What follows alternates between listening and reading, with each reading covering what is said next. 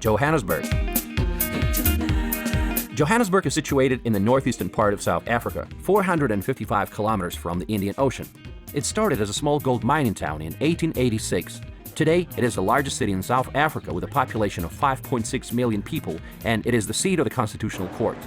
Hey darlings, and welcome back once again to another interesting episode, expository episode right here on the stable of Life of an African Woman. It's your girl Tando, and I'm back on your screen, guys, like I never left. First of all, I want to take our time to say thank you for all your contributions, your comments, your likes in my previous video, because guys, it was mind-blowing.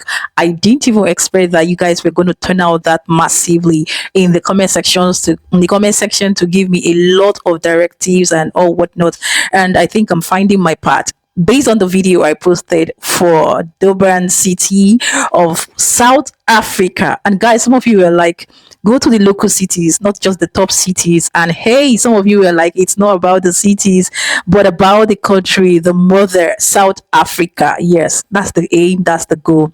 This is not personal, it is not for segregation or discrimination, anything of such, but showcasing what South Africa have going on that most people do not even know, right? And some of you as well were like, show us some of the things you have in Nigeria. Comment below if you want to see infrastructures and stuff we have going on in top cities or cities in Nigeria. I will sure bring them out here. The reason why I don't want to merge it is because I don't want it to seem as if it's a comparison kind of videos, like, right? But if you want it based on your request, I would do so, right? And for today, guys, when I actually thought the city of Durban was the best, but guys, by the time I took a walk to the one and only Johannesburg, according to how you people call it, yes, it was totally breathtaking, mind-blowing, and out of this world, guys. I think from research, based on what we're going to see, it's one of South Africa's second or largest city, yes. In this video, let me just give you an insight of what we're going to see, reactions of people's coverage based on the cities, the areas, and infrastructures. In fact, a lot of sightseeing, a lot of adventures, history, name it, well packed, loaded in this video of other creatives, right? As I will be reacting to, because guys, this video is packed with a lot of information. I know it might not be 100% because I would not bring a complete video of people's work. I will just bring the key path needed so that at least people outside South Africa who are watching from other countries will have an insight, exposition, and knowledge of what the city of Joburg actually looks like. Give it up, ladies and gentlemen, boys and girls, for the city of Johannesburg. Please do not forget to destroy the like button, share, and subscribe, right? And I will catch you in the course of this video. Johannesburg. Johannesburg is situated in the northeastern part of South Africa, 455 kilometers from the Indian Ocean. It started as a small gold mining town in 1886. Today, it is the largest city in South Africa with a population of 5.6 million people, and it is the seat of the Constitutional Court. Did you know that it's the wealthiest city in Africa? Yeah, but also has a reputation of being a little bit dangerous. So in this video, we're going to find out what's it really like on the ground. We're going to show you the good, the bad, and everything in between. So let's start the video. They also call it Joburg or Josie, and it's an interesting city to cover because some people say it's on the brink of collapse, and some say it's going through massive transformation and the future looks promising. So which one is it? Let's find out. The city is served by Tambo International Airport.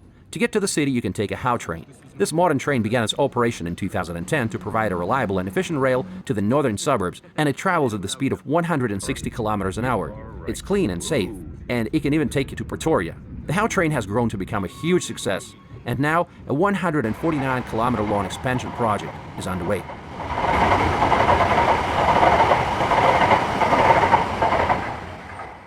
Johannesburg is not walkable. It's a sprawling city with an area of 2,300 square kilometers, making it larger than London or New York City. Public transportation is very limited. There's a bus rapid transit system that links the CBD and Braamfontein with Soweto. It's currently expanded towards Sandton, Rosebank, and Midrand, but realistically, you need a car. Joburg is the capital of Gauteng province, the smallest in the wealth hoods. Central Business District. After the fall of apartheid, due to white flight and urban decay, many of the buildings became abandoned as tenants left for more secure locations in the northern suburbs. Gandhi Square is located in the heart of CBD. It is a busy urban hub of commercial and retail activity, with the Gandhi statue in the middle. Mahatma Gandhi was an Indian lawyer who fought for India's independence from the British rule, and he spent 21 years in South Africa. There is a local bus terminal and 24-hour security. And they compare it to the Times Square of New York because this is the transportation hub and they call it like the nerve system of the CBD. Some other landmarks include the Hillbrow Tower, the highest structure in the city. The High Court of South Africa, which is a superior court of law and has jurisdiction over all matters. But it usually only hears civil matters involving more than 22,000. CBD reflect the difficult times the country went through, like the statue in front of Johannesburg City Library. And this monument represents a strong South African woman who's fighting for the social change. And she has her baby on her back. You know, baby represents the future. So she's fighting for her future. And in her left hand, she has a Molotov cocktail. Strong South African women played a vital part in the social change in this country. Apartheid Museum illustrates the events and human stories during the time of the institutional segregation. Of course, Nelson Mandela was a transformative figure in South African history. Born in 1918, he became a lawyer and joined the African National Congress to fight against apartheid. Mandela spent 27 years in prison for what was presented as conspiring to overthrow the state.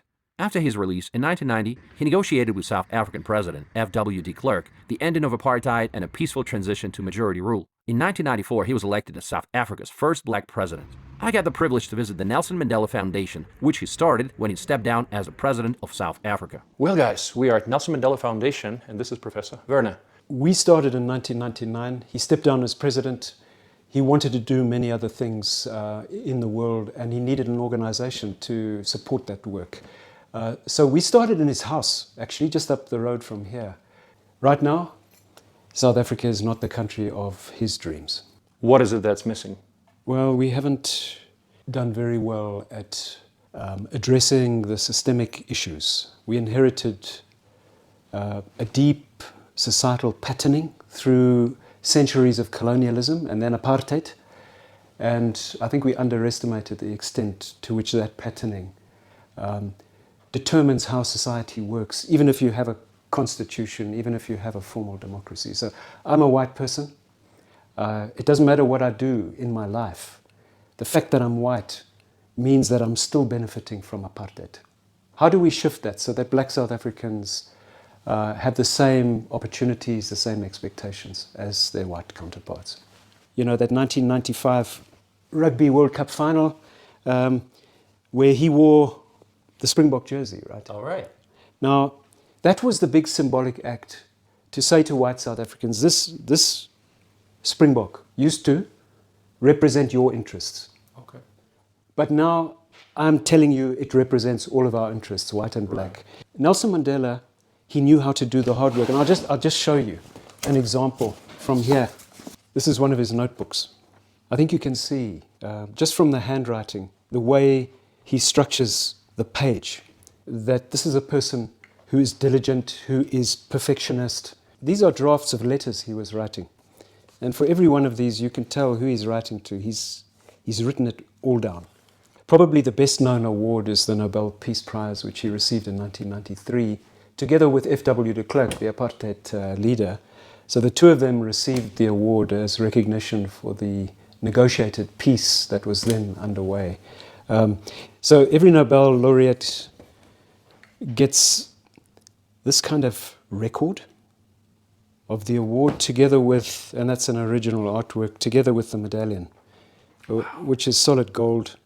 It is. Yeah, so you will find a copy up in the permanent exhibition upstairs. The public can see that, right. But it's only VIPs like you who can come and see the original. Wow. And Pelé. Okay. You can see what Pelé said to Madiba there. Good luck. Good luck. Yeah. And this one says? This one, I'm not sure. Do you understand Spanish? Okay, guys, if anybody can read this, let me know in the comments. Can you name some of the big name people that came to see you and you showed them around? Sure. Well, Lewis Hamilton, Barack Obama, Michelle Obama, Prince Charles as he was then, Prince Harry, I mean, you know. Bill Clinton? Yes, Bill Clinton, Hillary Clinton. Yeah. Can you believe that I'm now one handshake away from Bill Gates and Barack Obama? This should make me feel important. And this represents CBD is changing. Some renovated parts look nice, like the mining district, which was turned into an open-air street museum with mining sculptures, street musicians, and restaurants. Grocery shops and more. Woolworths is like our top luxury brand of supermarkets in South Africa. You know, if you buy Woolworths, It's good. It's great. You know what I mean? You know what you're buying. To appreciate how much work has been done, just a couple of blocks away, it looks like this. Let's talk to Stephen, who knows all about it. How's it going? Well, and you. All right. Stephen, tell me what you do. So, a couple of years ago, I started a company called Local Abode, and we specialize in managing the space. These are the boys using this park. They are playing here to develop their talents. Okay. So Hillbrow is a neighborhood that have got. Please buy me Every- Manchester United. You here now. When you guys grow up, what do you want to be? You want to be soccer players? Every one of you? No. No? I want to be electrical engineer. Okay. The rest are soccer players. Good stuff. All right. Enjoy your day. Thank you. Thanks, guys. Now I suggest we walk around Hillbrow and see what it feels like. How's it going? How you doing? How you doing?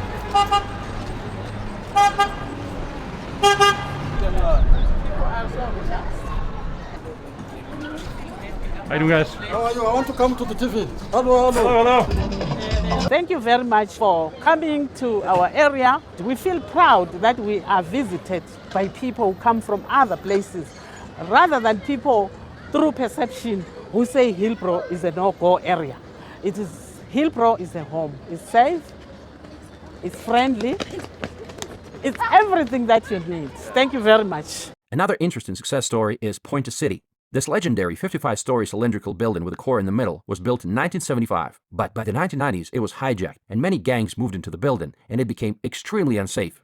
Alvaro gave us a great tour of the building. Okay, so welcome to Pointer City Apartment.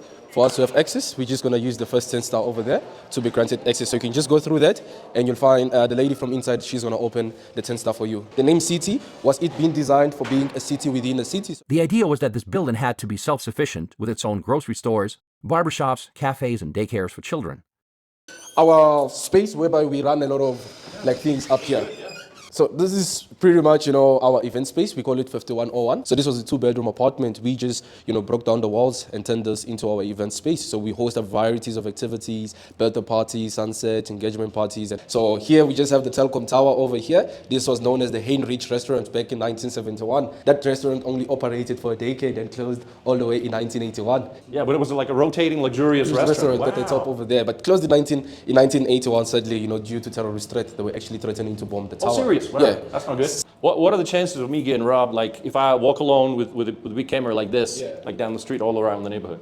Well, the chances of you getting robbed are pretty much a bit high, I would say. But sometimes it's not really that high because some of the people are not camera friendly sometimes. So they might wanna, shift away and be like, hey, don't take pictures. And also some of them are not really camera friendly unless maybe you're able to explain to them as to what you're doing. But at night is probably like a certainty. Yeah, at night, I mean, highly, there's no chances, there's no negotiations, And, once the guys just come, point you with the gun, just give them what they need, you don't have to... Okay, so what kind of weapons are they using? Is it a knife or a gun? Sometimes it's guns, most of the time, it's gun related most of the time. But if... Are those illegal guns or...? Well, it seems like they are illegal guns, like maybe they kill the security guard and they steal off, they take his gun and they'll use it now to do other crimes and all that. This window seems to be closed. Why is that? So the windows have been welded shut. It's actually because of people's habit of littering the trash through those windows. So they've sealed them since 2014 and has never been opened ever since then. So now we're gonna go to the car where the trash actually piled up. So we're gonna get to see some dead bodies in there. Finally, in 2007, Pointer changed ownership and it was redeveloped. And when they cleaned up the 14-story tall pile of trash in the core of the building, they found 23 dead bodies. So you can only imagine what kind of misery its residents had to go through. But this, is gone from being a trash. Wow. Interesting, guys. Interesting. Anyways, I had to pause here because this is for the first phase. Up next is another phase of it of a creative as well, like I said, who has a rundown estimate of what infrastructures, estate, buildings, environment, areas that people who might have the interest of living or investing in South Africa would definitely take advantage of, right? And I would love us to as well give this video a very good attention, share and like so that more people will get to see this video.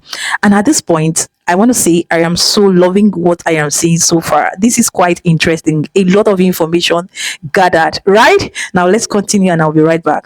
Hollywood see foreign exchange earner over $400 billion in GDP. Johannesburg considered one of the most richest cities in Africa. The richest square mile in Africa, home to more than 15,000 USD millionaires, the highest concentration anywhere on the African continent. This city is home to some of the most luxurious neighborhoods, with appreciation rate climbing as high as 15% annually in property resale. My name is Spia from the channel Let's Pop In. Let's Pop In is a channel that showcases and explores some of the most luxurious homes in and around South Africa. Today I'm here to show Stephen the top 5 most luxurious estates in and around Johannesburg. Some of these neighborhoods have been named in the New World Wealth Top 10 Prime Estates to live on planet Earth, and also among the best estates in Africa by the African Property Awards. What we're gonna do today is rank them from number 5 to 1. At 10,000 square meters, the mansions in these neighborhoods are the biggest I have ever seen. A true paradise for the 1% most privileged citizens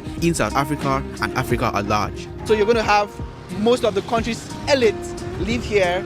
If you are looking at visiting Johannesburg to buy real estate, to own real estate, and you're curious as to what the top 5 neighborhoods or estate looks like, this video is going to educate you in that regard, all right? Let us know in the comments what you think about these estates and if you agree with our ranking.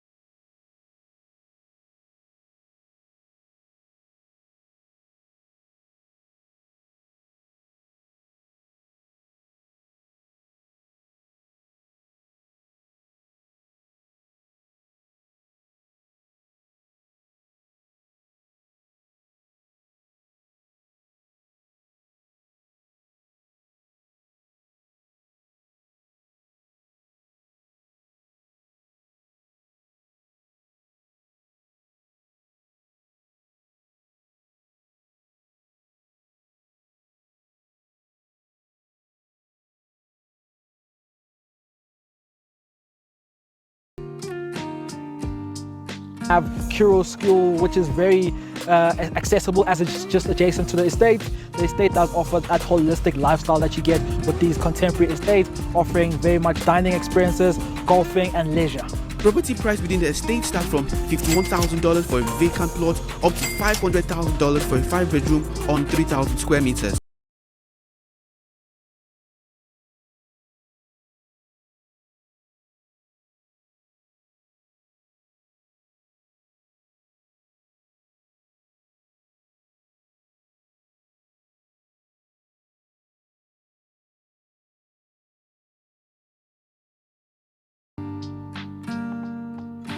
My name is Taylor Davidson. I'm the co-founder of Stoic Realty based here in Eye of Africa Golf Estate. Just to talk a little bit about the estate, we are about 800 hectares of mixed-use land in the estate, everything from 1-bedroom apartments all the way up to some of the bigger houses that have been showcased here.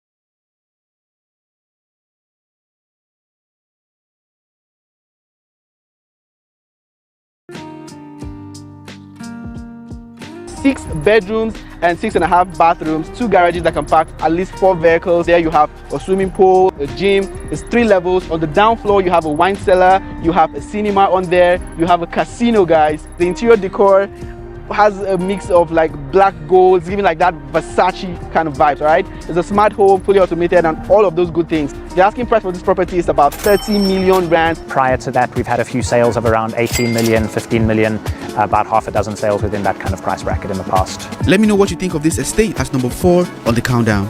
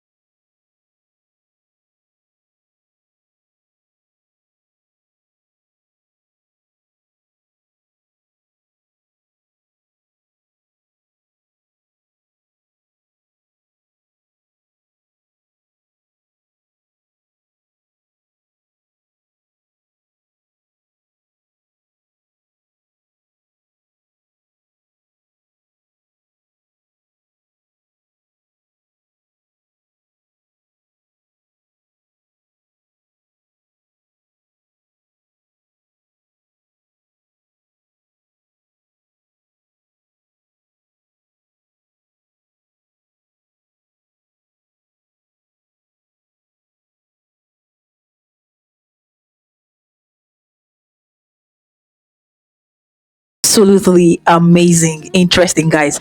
I didn't want to play the rundown of these videos because at the end of the day it will be too lengthy. If you want to see these videos, I will leave the link in the description so that you go see it, the complete video, watch and subscribe to their channels because they are doing an exceeding great job, right? And that is it. But personally speaking, guys, I want to say the cities in South Africa, right? Top and local cities are mind-blowing for the ones I am seeing, guys. Don't worry, up next I'll go down to the look and crannies, like the top, the middle and the low cities. Yes, because a country is made up of different segments, different cities, and I don't know how you people call it exactly, regions, right? But at the end of the day, what we have going on here for today is absolutely mind-blowing. You heard it when it was said that it is even more beautiful than America, United States of America, Europe, and some other cities in Europe, right? But looking at what South Africa have going on, oh my God, oh my God, oh my God. A lot is going on in my mind, and I'm like, I was not informed. I was not informed. What? Anyways, the more I look, the more I see. This is what I've seen today, and I decided to bring it on here to share to us. We have heard every details, information that has been put out here. What are your thoughts? What are your opinions? Suggest to me as well, which other city would you love me to see? And if you are interested in seeing that of Nigeria, leave it as well in the comment section. And I still want to know, based on directives, which cities are the top cities that foreigners should definitely visit. Let me know. Apart from these ones I'm bringing out, leave them in the comment section. I want to visit them based on reaction so that I'll have a proper digestion and understanding of what I'm looking forward to, or others will be looking forward to, right? And with that being said, ladies and gentlemen, boys and girls, we've come to the end of today's episode. Like, well done, South Africa. God bless the mother Africa. South Africa to the world. I am super impressed. I am super excited and happy to be doing this with you. Do not feel weird because I know it's your city, but you're watching it on my screen. And that's the most interesting and beautiful thing about it, right? Now, why not hit on the like button? Yes, to say thank you. Leave me your thoughts, like I said, in the comments. Share this video and stay subscribed if you are not. Do not make this space your last, right? And keeping it real, happy, safe, and blessed until I will see you in my next one. But for now, do have a lovely, a blessed, a peaceful, a happy, and a successful day out there. Ciao, ciao. Mwah.